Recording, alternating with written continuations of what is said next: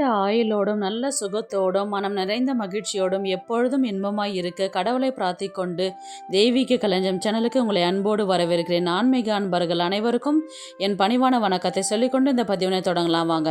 நம்ம சேனல் இப்போ தான் ஃபஸ்ட் டைம் பார்க்குறீங்கன்னா ப்ளீஸ் சப்ஸ்கிரைப் பண்ணிக்கோங்க. நான் போடுற பதிவுகள் உடனுக்குடன் உங்களை சேரும். அதன் மூலம் நீங்கள் கேட்டு பயன்பெறுவீர்கள். இன்னைக்கு நம்ம எதை பற்றி தெரிஞ்சுக்க போகிறோன்றது பார்த்தீங்கன்னா, நவராத்திரி 9 நாளும் அம்மனுக்கு செய்யப்படும் பூஜைகள், நெய்வேத்தியங்கள், ஆரத்தி, எந்த வகையான ஆரத்தி போடணும், எந்த வகையான கோலம் போடணும், அம்மனுக்கு நம்ம விரதம் இருந்து செய்யும் பூஜைகளில் நமக்கு கிடைக்கக்கூடிய பலன்கள் என்னன்றது பார்க்கலாம். வாங்க வீடியோக்குள்ளே போகலாம். புரட்டாசி மாதத்தில் வரக்கூடிய நவராத்திரி இந்த மாதம் மிகவும் விசேஷமானது. அதுவும் மகாலய அமாவாசை அடுத்து வரும் பிரதமை திதியில் துவங்கி 9 நாட்கள் நவராத்திரியாக அனுஷ்டிக்கப்படுகின்றது. இந்த நவராத்திரி திருவிழா ஆனது 9 நாளும் மிகவும் கோலாகலமாக கொண்டாடப்படுகின்றது.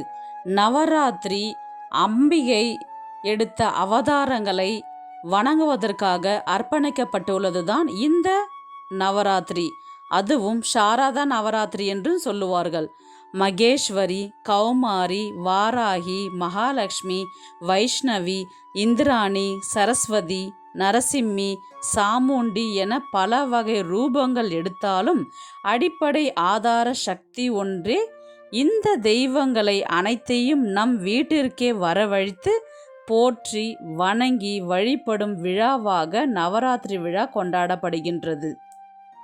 நவராத்திரிக்கு துர்க்கையான பார்வதியை முதல் 3 நாட்களும், அடுத்து லக்ஷ்மியை 3 நாட்களும், இறுதி 3 நாட்கள் சரஸ்வதியையும், 10வது நாள் விஜய சாமுண்டீஸ்வரியாக வணங்க வேண்டும். நவராத்திரி பண்டிகையின் முக்கிய நோக்கமே நாம் எல்லோரும் ஒன்றே, அனைத்தும் இறை சக்தியின் வடிவமே என்று உணர்த்துவதுதான்.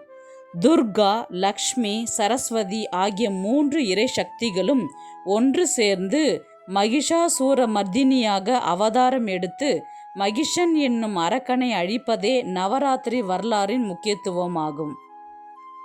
துர்க்கையை வணங்கினால் தீய எண்ணங்கள் வேரோடு அழிந்து மன உறுதி கிடைக்கும். லக்ஷ்மியை வணங்கினால் பொன், பொருள், நல்ல ஒழுக்கம், உயர்ந்த பண்பாடுகள், கருணை, மனித நேயம், நல்ல சிந்தனைகள் கிடைக்கும். சரஸ்வதியை வழிபட்டால் ஞானம், உயர்ந்த கல்வி, கலைகளில் தேர்ச்சி அடைவார்கள்.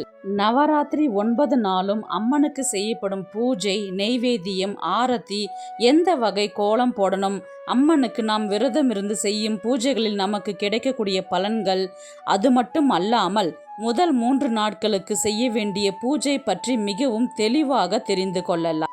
9 ராத்திரிகளும் வழிபடக்கூடிய விழா இந்த நவராத்திரி விழா. மிகவும் கோலாகலமாக பண்டிகை போன்று கொண்டாடி மகிழ்கின்றனர்.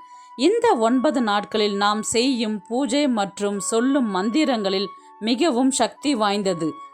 இந்த விழாவானது வட மாநிலங்களில் நவதுர்க்கை விழாவாக கொண்டாடப்படுகின்றன. அதுவும் தசரா என்ற பண்டிகையாக கொண்டாடுகின்றனர். தென் மாநிலங்களில் முதல் 3 நாட்கள் துர்க்கையையும், அடுத்து வரும் 3 நாட்கள் லக்ஷ்மி அன்னையையும், கடைசி வரும் 3 நாட்கள் சரஸ்வதி அன்னையும் வழிபாடு செல்கின்றார்கள்.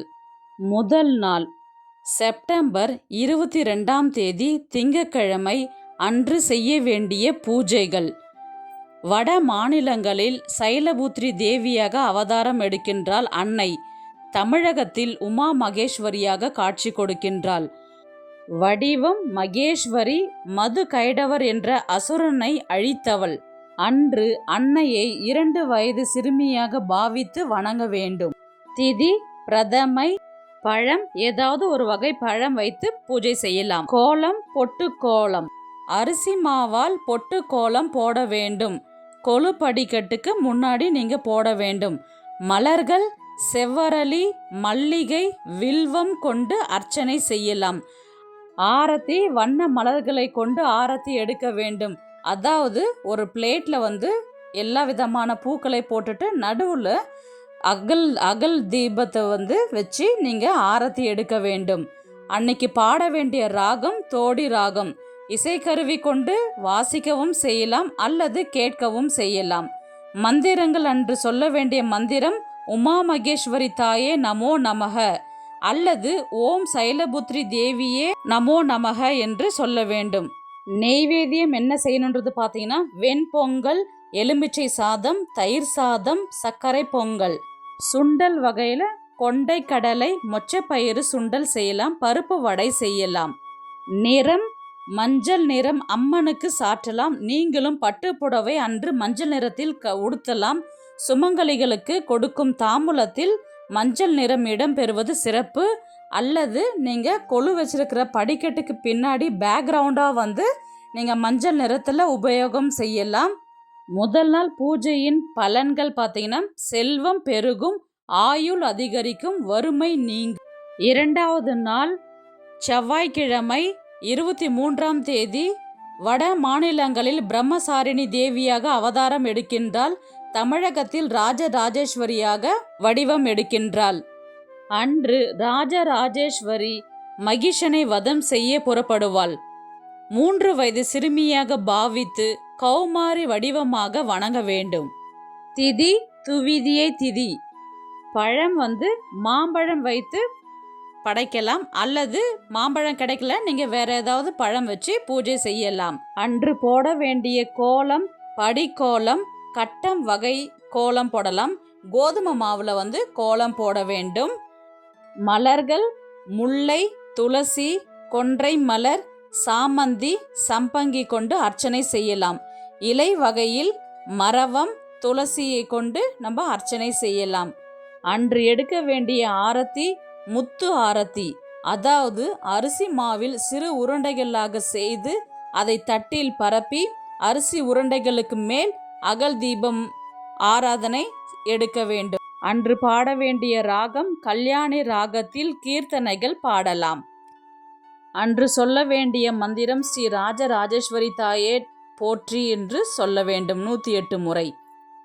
அன்று மாலை நேரத்தில் செய்ய வேண்டிய நெய்வேத்தியங்கள் புளி சாதம், கதம்ப சாதம், சர்க்கரை பொங்கல் படைக்கலாம்.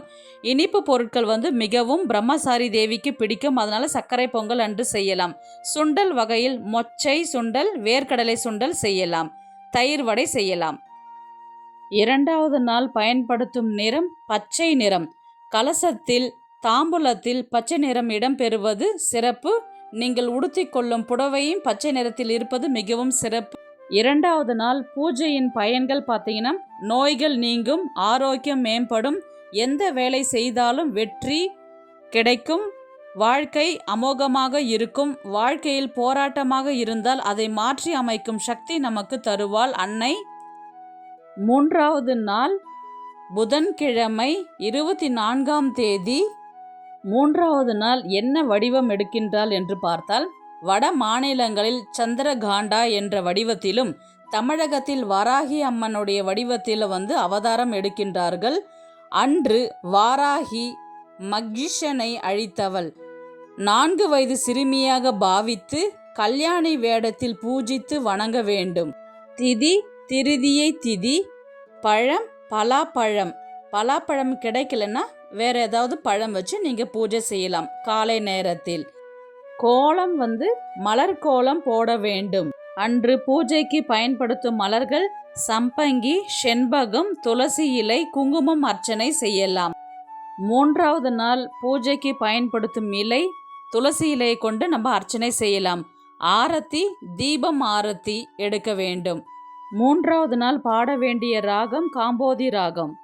மூன்றாவது நாள் சொல்ல வேண்டிய மந்திரம் ஓம் வாராகி தாயே போற்றி போற்றி, ஓம் சந்திரகாண்டா தேவியே போற்றி போற்றி என்ற மந்திரங்களை உச்சரிக்கலாம். மூன்றாவது நாள் மாலை நேரத்தில் செய்ய வேண்டிய நெய்வேத்தியங்கள் எல் சாதம், கோதுமை சர்க்கரை பொங்கல் செய்யலாம். சுண்டல் வகையில் காராமணி சுண்டல், எள் உருண்டை, கொள்ளு சுண்டல், உளுந்து வடை.